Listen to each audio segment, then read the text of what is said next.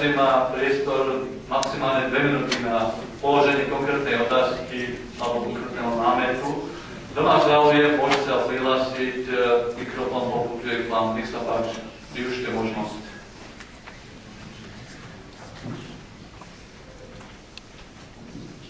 Dobrý deň, otázka bude po slovensky.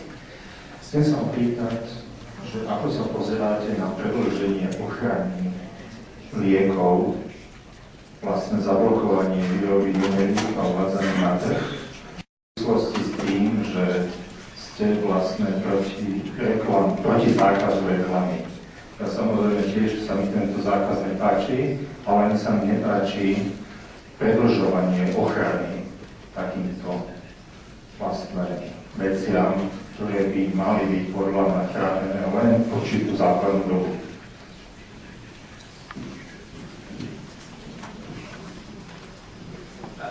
Thank you.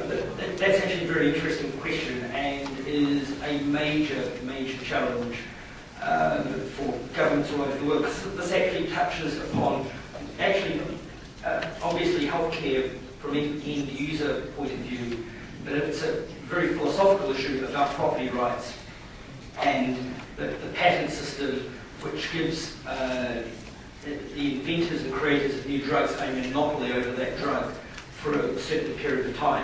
And I think most of us would agree that there needs to be some level of time that the original inventor or creator of these new drugs is given the ability to recoup the profits.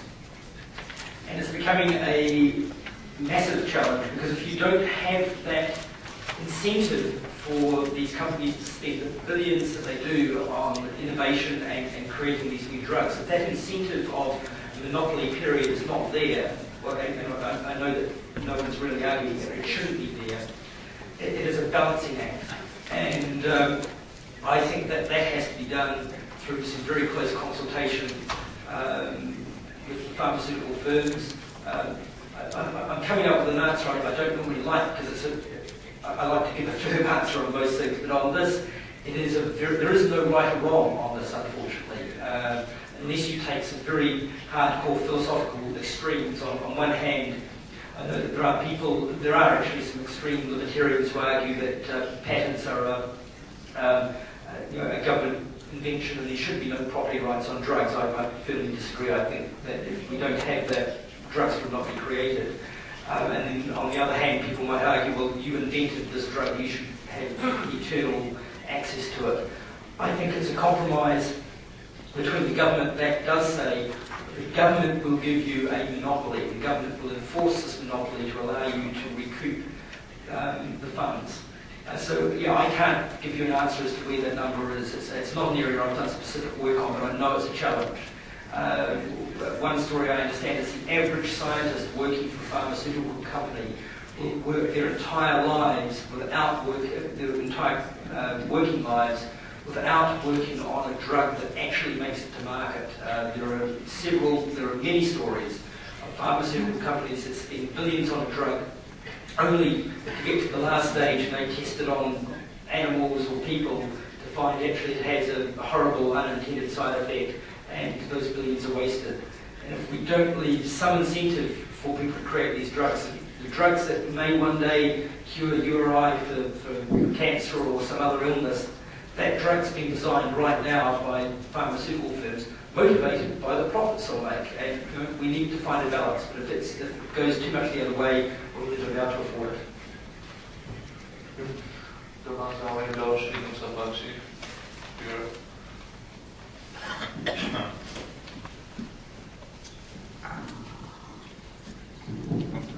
Dobrý deň. Prosím vás, ja mám takú otázku. Sa tu spomínali rôzne systémy, ako čítal som, kde si nemôžem to uveriť, že starí čínsky doktori boli platení asi tak, že keď niekto z rodiny ochorel, tak ho prestali platiť. Čiže boli platení za to, že ľudia sú zdraví. Takže spýtam sa takto, ako v tom vašom systéme je zakomponované to, aby vlastne, keďže je to poistný systém, aby tí, ktorí sa správali zodpovedne, pretože riziko znižujú, aby platili menej.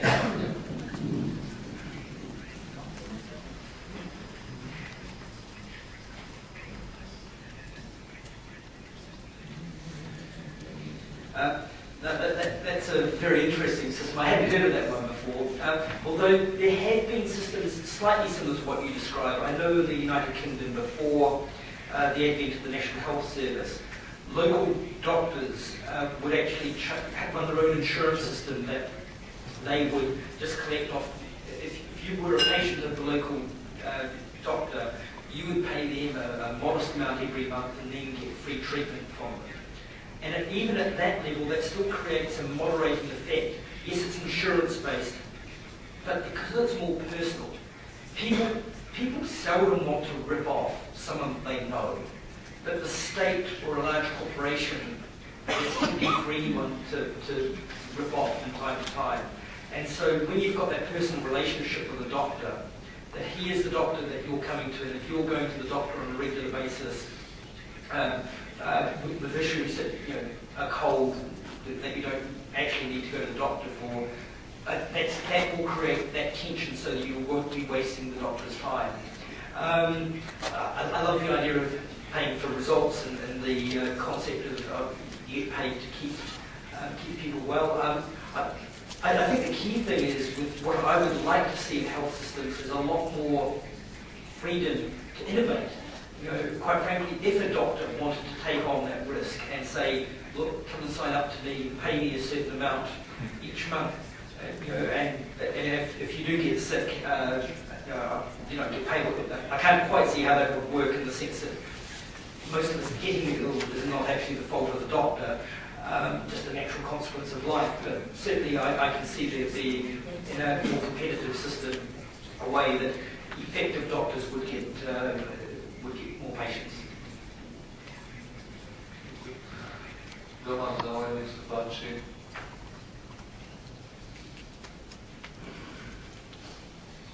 Využite možnosť tam.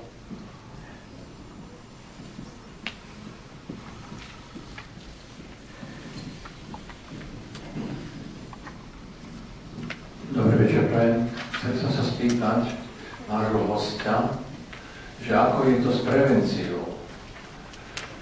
Koľko sa dá ušetriť pri prevencii všeobecnej, prípadne liečby, ako to vypoznate na Novom Zélande, Británii, prípadne USA, a či sa to osvedčilo, prevencia, lebo ja tam vidím obrovské množstvo ušetrených financií, nielen na našej republike, ale aj v iných republikách. Ďakujem.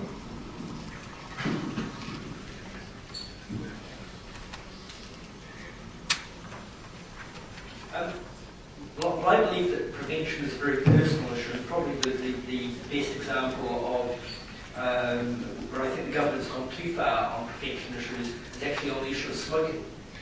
Look, don't get me wrong, I'm a lifelong non-smoker. It might not sound like it right now, but it's not something I've ever done. But I believe that smoking is something that free individuals get to choose to do, including if you wish to smoke in a restaurant or a pub that's privately owned. I think that's a decision between the individual and the owner of the restaurant or the bar. However, what we have in systems that remove you from the consequences of your health decisions, that means that you're not as incentivized to stay as healthy as you would be. I suspect most people are incentivized purely out of the benefits of being healthy. I think on top of that, a more market-oriented health system would also help encourage people to make the right decisions once they're diagnosed. A good example of this might be blood pressure, where if you've got high blood pressure, you can go to your doctor and get prescribed statins, which are quite expensive, but they work very well. If you're not paying for those pills, you'll probably say, well, I'm happy living on these pills for the rest of my life. Whereas if you're paying a significant amount each month for the pills, you've got a very strong incentive to go out and lose weight, get healthy, stop smoking, stop drinking, all the various things that you need to do if you have high blood pressure. So I do think that would have a strong effect at that point. I'm not convinced it would be that good on preventative, just purely on the sense that I think most people who are unhealthy today, the real incentive is to cure is for their own health, not the financial consequences of them getting sick. Some of the illnesses that we've talked about,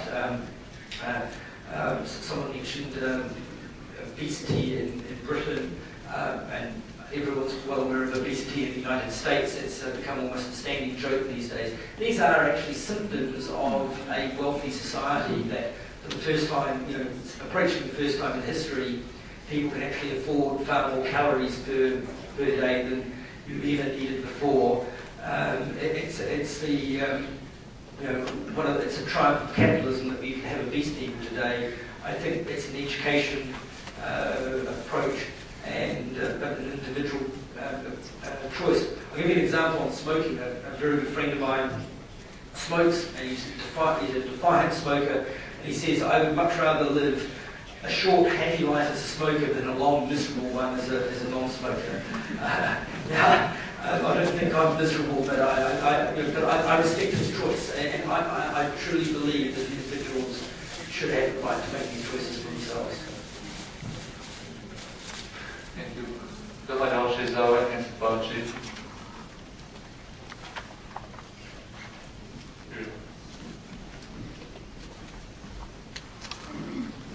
Dobrý večer.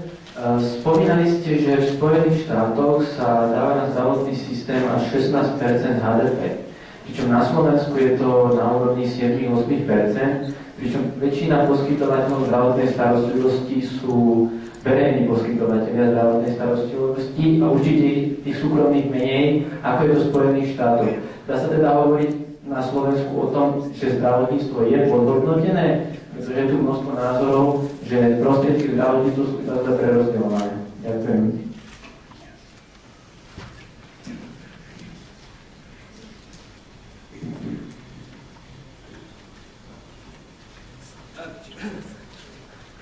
I'm not quite sure if I got entirely the question, so Peter can correct me if I don't answer it completely. I don't think the answer is more money. Singapore demonstrates, and Singapore, as I say, has health expenditure of 4% of GDP, and it's a far richer country, so that 4% is actually a lot more. The main problem we face with, but I then come back, I don't think there's a top-down decision as to what the perfect level of health expenditure is. As a society gets wealthier, as well as spending money on too much food, they will actually start spending money on healthcare.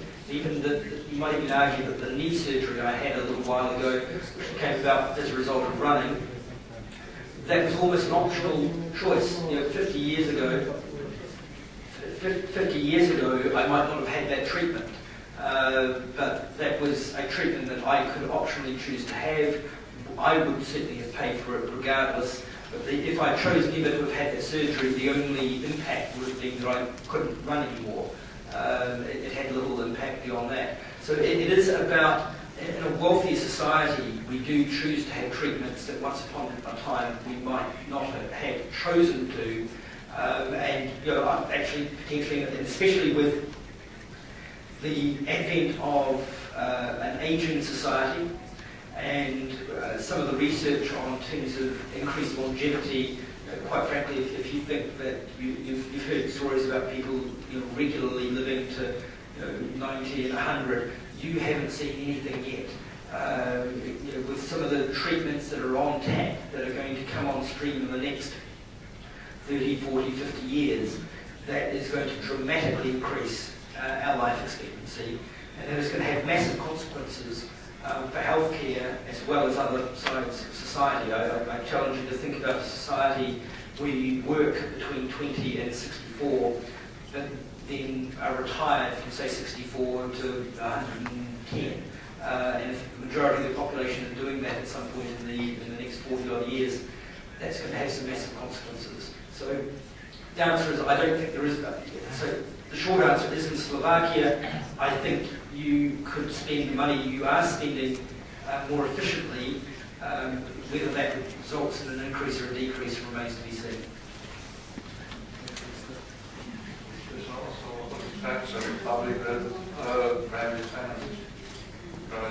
I think the key thing is it almost doesn't matter matter too much whether the payment is coming from the government or the payment is coming from a government mandated or even just a culturally, historically mandated private insurance system. As I say, in the United States, I think it's an absurdity that health insurance is tied to the employer, which has all sorts of negative impacts. One of the classic stories you will have here in the United States is someone suddenly finding that their health insurance doesn't cover what they thought it would cover.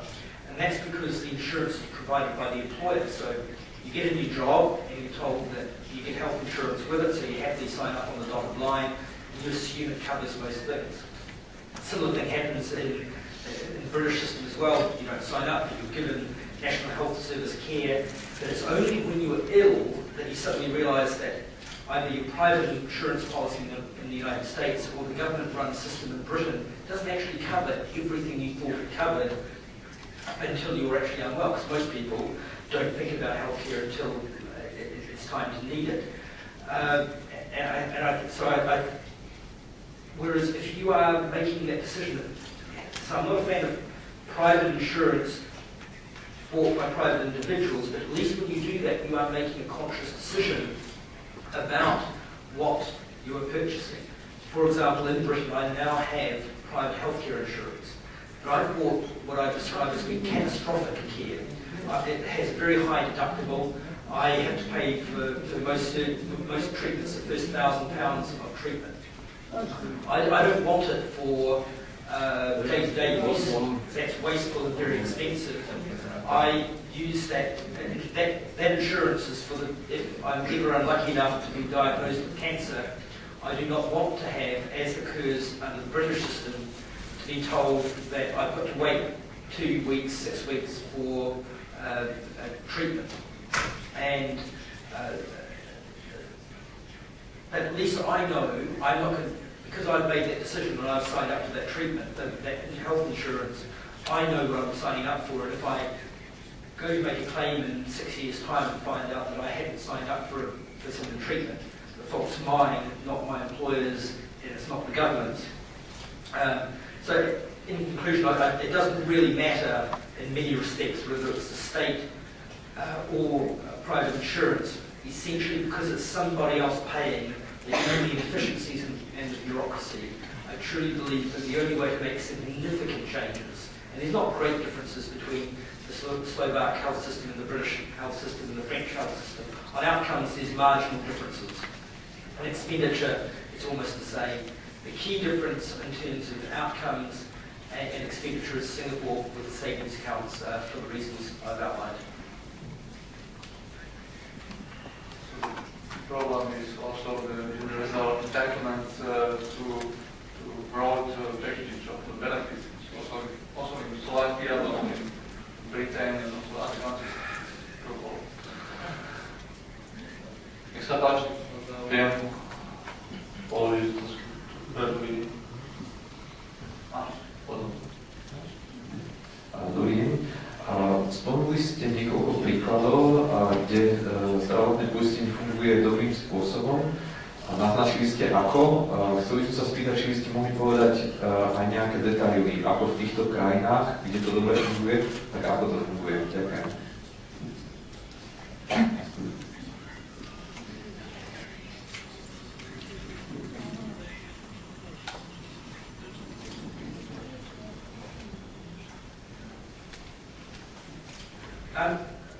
No, I think I should be very clear. I do not recommend insurance as the sole solution. I'm strongly advocating the system we see in Singapore with a system of health savings accounts where you save for your health care, with the only exception being you will save for what we would call catastrophic insurance, and that the insurance would sit alongside your along the savings account. A little bit more akin to the fact that you might have house insurance, and that insurance is something most of us live through our entire lives without our house being burnt down, so that you actually have to claim on house insurance. And I view that health insurance should be similar. The problem with most existing health insurance is it's something that if you have health insurance, you almost claim upon it at least once a year. And so if you're paying premiums each month, but claiming a large amount back each year, it equals each other out, and it causes the costs to rise. And because you do not see a connection between the costs of the medical treatment you are receiving and what you're paying out, you see it as quite two distinct things. You are not concerned about the costs. So I strongly believe that, for want of a better term, a universal insurance system is deeply flawed, whether that be the United States system or the Bismarckian systems we have here in continental Europe. You can even describe the British state-funded National Health Service as another form of insurance. You pay it through your taxes. The key difference, I really want to emphasise, the key important thing about the health savings accounts that we see in Singapore and a number of US states is that you have a certain pot of money that you save away as you start working. That when you want health care, you pay this, you go to your doctor, you pay for it. And it comes out of your account. And you see your account fluctuate as you put it in, and it comes down as you spend it. And you have an incentive to get that account as high as possible. And when it gets to a certain level, you no longer have to pay in, so that effectively gives you a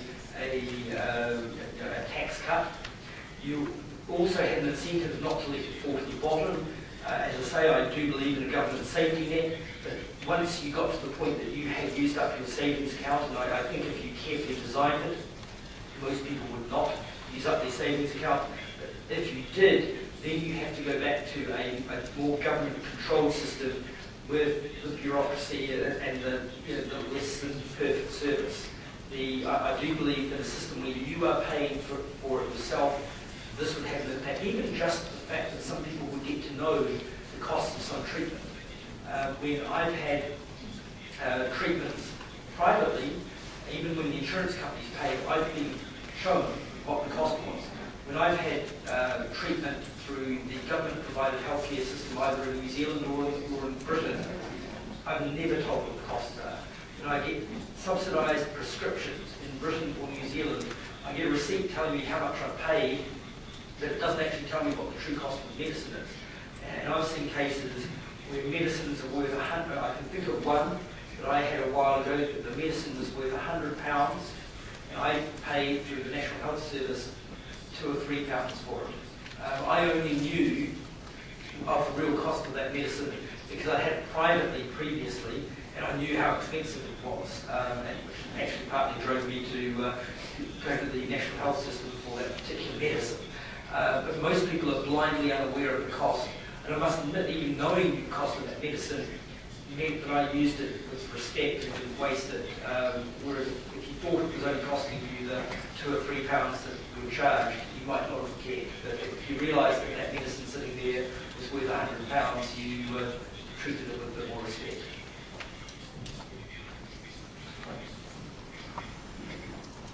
Hello. First of all, I'd like to thank you, Mr. Frith, about the lecture about healthcare reform. But I was curious about that you saying that the U.S. system was deeply flawed, and the U.S. government has too much involvement. And I was wondering why it has too much involvement in the public. Thank you. Yeah, well, first of all, as I said, the US government actually spends more per capita on healthcare than any other European country, more than Germany.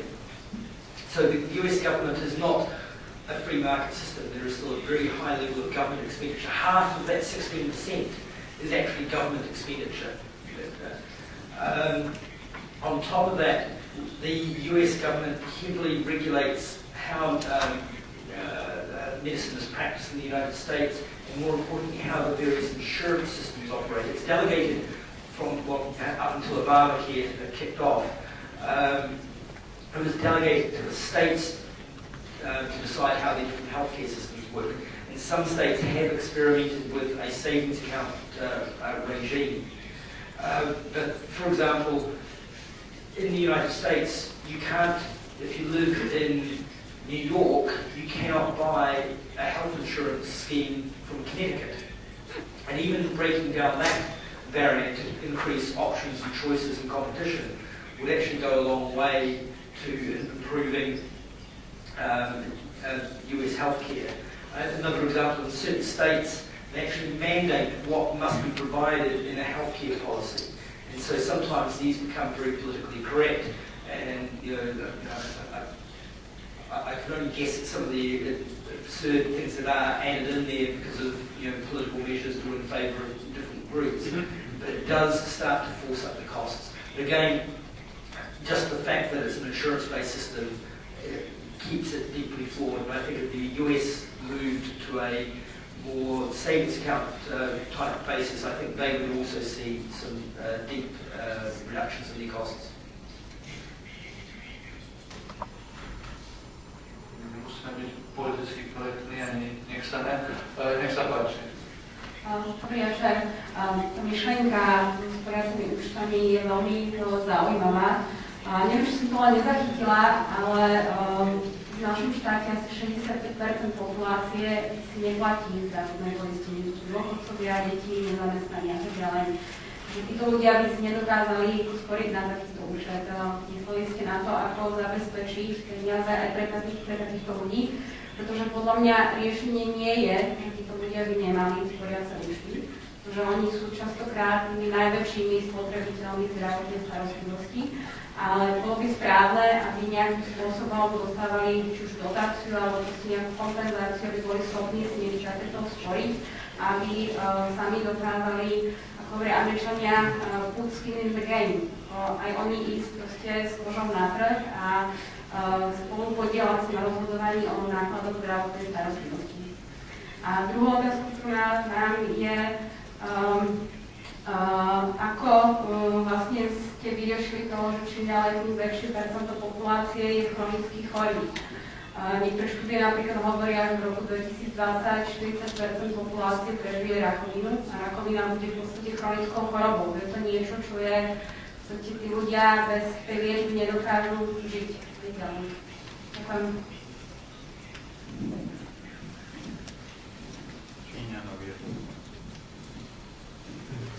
Thank you. A couple of very excellent questions. First of all, let me address the issue of people who at the moment could not pay into a savings account. As I say, there would have to be a transitional phase. So actually, if you are already retired, it's almost too late. The government will have to continue to pay for your healthcare, or you would have to use the existing scheme. Even for those who are working, for anyone above 30, you're probably still going to have some government component to your savings account regime because you've missed out on the first 10 years of working life. And when you take into account the power of compound interest, that will have a big effect at the other end of the scale when you are most likely to need it. Most people will be able to cover their general issues, my knee injury and everything else. That will be coverable quite easily out of your savings account as you just go through life and as things start to go wrong. The unemployed, first of all, throughout people's lives, many people will have a gap when they're not working, and it might even be because they go back into study or something else. Yes, there will be a gap, and I think when we factor in the rates when you are working, what you should pay in, should take that into account. And so for a person, especially if it's a young person who spends a year unemployed early on in their life, that's probably not the end of the world. If you are dealing with someone who is chronically unemployed and remains out of work for 5, 10 years, yes, you've got a problem. I think the answer there is that the government does have to, as I say, the government does have to have a safety net for those individuals. So that, say you have an individual who has been on low wages, including having been unemployed for a period of time, they get to 65, and their savings account is only at 25% of what is recommended. And so first of all, this comes along and bang, it's gone. Absolutely, I think that is where the government does have to step in and provide a form of health care to look after the poorest. And that will be bureaucratic and everything else that we've got with current schemes. But yes, we want to look after these people, so that does need to be taken into account. But when you think about it, it's still paying for the same amount of health care by the same amount of people who are effectively paying taxes for it today. So you would still have, even for an average worker who is expected to be able to fund their own future health needs, you would still have them paying a certain amount of tax would be effectively going to support the poorest who need that support. But most importantly, for the majority who get to use the savings account regime, you will drive a level of efficiency and innovation that will lower their costs and demands for healthcare. And most of the figures, when I worked it out in the United Kingdom, we thought it would be prudent to start factoring in the efficiency savings. So we worked out how much is currently spent on healthcare in Britain today, and we worked out the figures based on that. And it's quite manageable for 80% of the population. If you get some of the achievements that I believe you can get from health savings accounts, that will even reduce the amount of people that have to pay in. So the poorest still won't have to get to a very large amount of money by the time that they retire. Children, I think that would also be, that would come under the adults involved. You've got two adults with parents. They are the ones that are there for their children would come under that scheme as well. That would just be something we have to factor in as part of life. And I think even things like childbirth is a classic example. At the moment in Britain, there is no choice. Well, there's two choices. You either take what the National Health Service offers you, or you go for a very expensive option with a private care provider. Under a savings account regime, when a couple are pregnant, that is a decision that they will make as to how do they want to go for the budget option that's cheap and effective, or do they want a slightly more luxurious version, which you do see offered around the world. But the difference would be you're not paying taxes for one thing that you don't actually use, which is a common problem with state-funded systems. You get to make these choices. On cancer survivors, I think we're actually we're in an interesting time in terms of medical technology and expenditure, and the outlook is actually quite good. That we've got some very interesting medical technology coming on stream at the moment. And of course, because of the patent system, when they first come on stream, they are very expensive. This is needed because they cost so much. But after a while, they go off patent, and therefore these drugs that once were very expensive become exceedingly cheap in comparison. And some of the more extreme technology that is talked about in time of genetic medicine in particular, there's a lot of talk about not just treating cancer, but actually curing different forms of it. And this might not be for another 20 years, but that's in the lifetime of most people in this room. And that's an optimistic approach. And so I think the biggest societal challenge will be, there'll be some of you in the room, if you're in your 20s at the moment, the chances of you retiring at 64 is 0. You'll be lucky if you get to retire before you're 80, so pace yourself. It is just we will not be able to have a society that allows people to only work for half their lives, and that's political dynamite. In many countries, even in New Zealand, there was an election a few weeks ago, and one of the great political debates was one party, actually not the one I support, was quite honest and said, actually we need to increase the retirement age, and I'm very disappointed the party I didn't support said, oh no, we don't need to, which is a lie.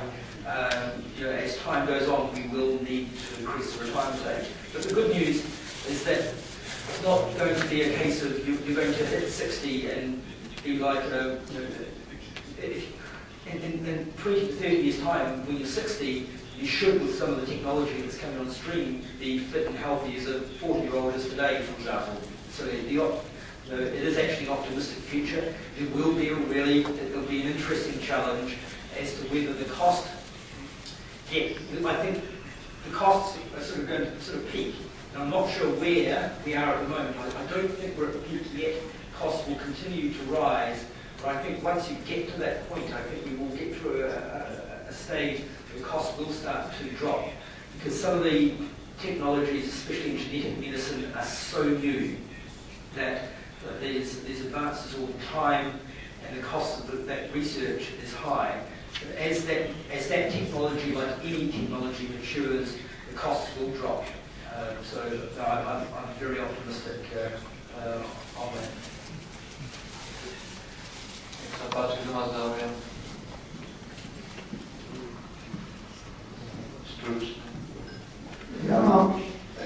Ja mám otázku. Totiž narodenie človeka je dar planéty. A človek, keď sa narodí, má predpoklady na to, aby sa vyvinul jeho imunitný systém a bol v rovnováhe s tým nepriateľským prostredím, ktoré ľudia niekedy vôbec nevnímajú.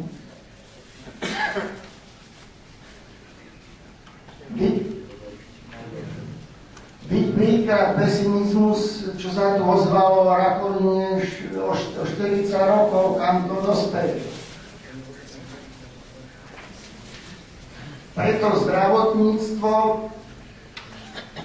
prevencii by malo začať od novorodenca, pretože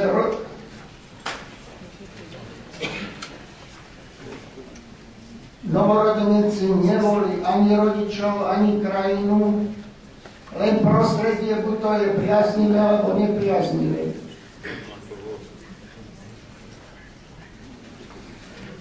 A preto by mali byť, bych povedal, humánne stupne zdravotníctva. Samozrejme, že to je veľmi ťažko realizovateľné, lebo je tu nejaký vývoj. Máte otázku, ktorú položte. Nech sa páči. Ale najlacnejšie zdravie je prevencia. Čiže naša otázka je...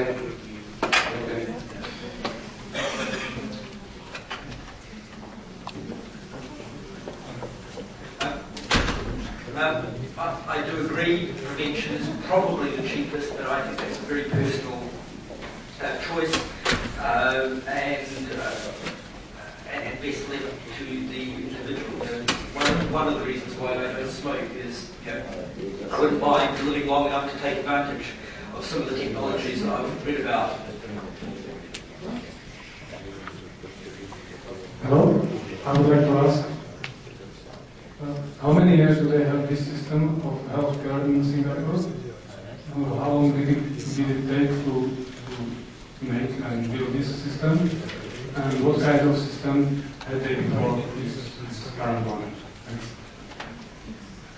I believe Singapore has been running for about 30 years now. The system that they had before that was more of a centralised, I think more of the British model, which they inherited from the United Kingdom and independence.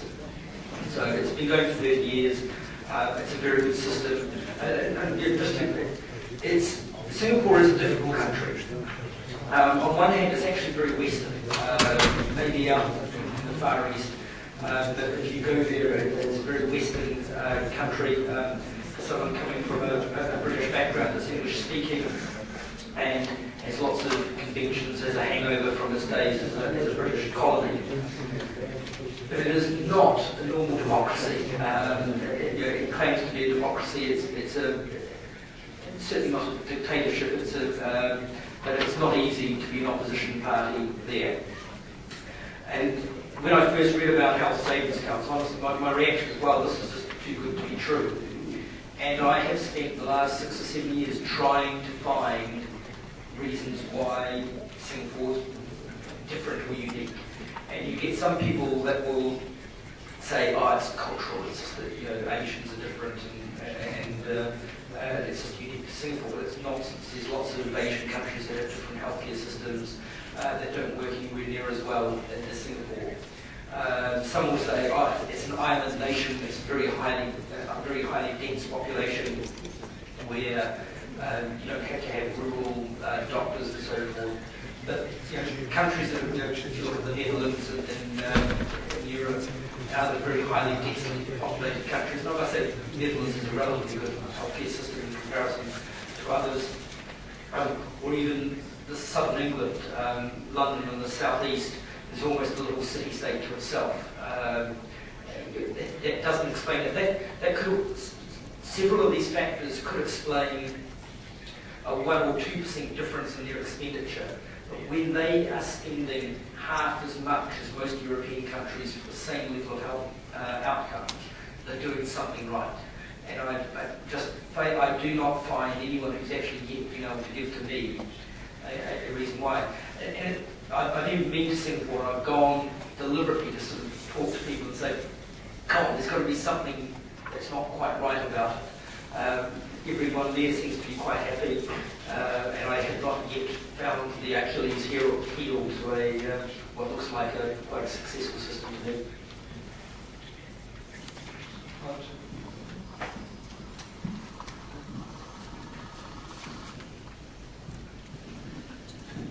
Ak dovolíte len veľmi krátku otázku. Aký je váš názor na zisky poisťovní, ktoré sa v mnohých prípadoch nevracajú naspäť do zdravotníctva?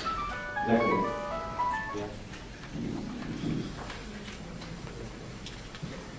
Yeah, I think profit's a good thing, but when you are making profit because of government regulation restricts competition in the market, that is what we call rent seeking. And I don't know enough about the Slovakian system, but I wouldn't mind betting that there's a lot of restrictions and barriers to entry. That if I saw a great opportunity here to come and set up a health insurance system, a health insurance company, I bet it wouldn't be easy. And yet, if you had a truly free system, you would make it very easy for lots of people to come in and set up health insurance companies. And if your insurance company is making too much money, I tell you what, I'll promise to make half as much as them and I'll insure you. That's how the market works. But I suspect you don't have a market economy in health insurance, and it will be highly regulated, preventing others to get in. And you will see this, the amount of lobbying. I bet these insurance companies spend a lot of money lobbying to ensure that there's regulations that stop other people entering the market and competing. In a competitive market, those profits will reflect their outcome. And if they're very good, they'll make large profits. But I suspect what you're getting at is that there's a barrier to entry, and that allows these insurance companies to make disproportionately high profits. There is no real competition on the market. Ja by som mal takú kontrolnú otázku. Predstavte si bezdomovca spred Teska, ktorý si prechlastal obidve ladviny a skolaboval. V tom vašom systéme, keď ho dovezú na urgentný príjem a zistí sa, že je k dispozícii obličky na transplantáciu, má nárok na túto transplantáciu, alebo má sa čakať na charitu? Ďakujem.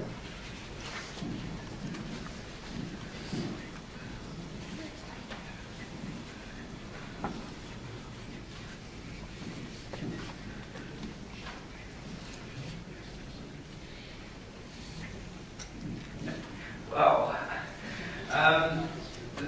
that's more of a question for a health ethicist, and not me. I'm not trying to dodge it, although I think I do detect the policy implication of what you're saying.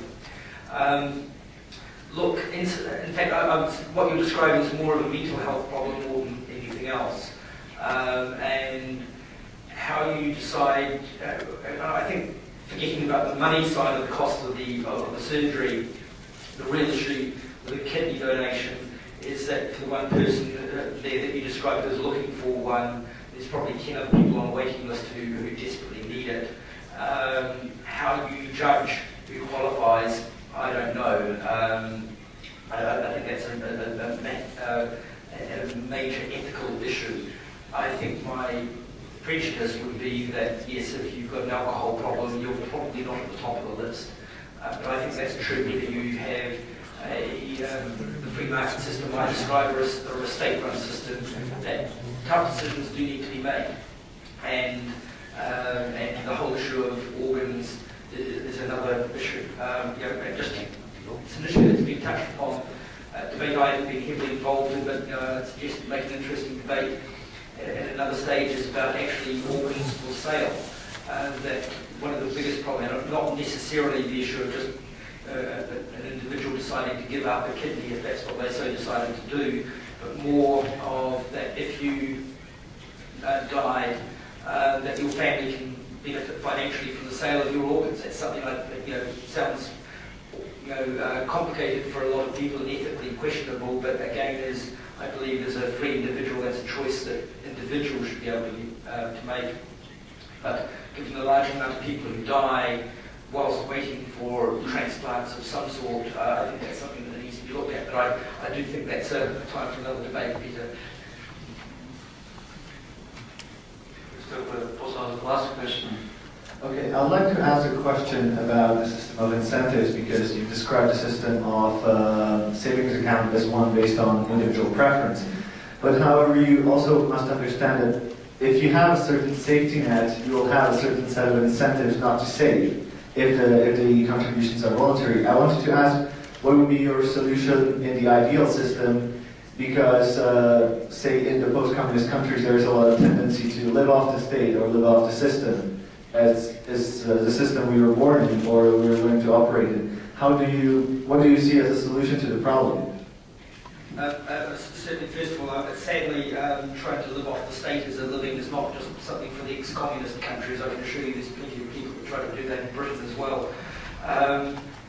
But you do raise a really interesting question for the people who are, I think for the average person, the incentive will be quite clear that they want to build up their savings account and they will want to maximise their savings, potentially attracted by the idea of that if they get to the level that's required, they stop having to pay in and they'll be financially rewarded for that.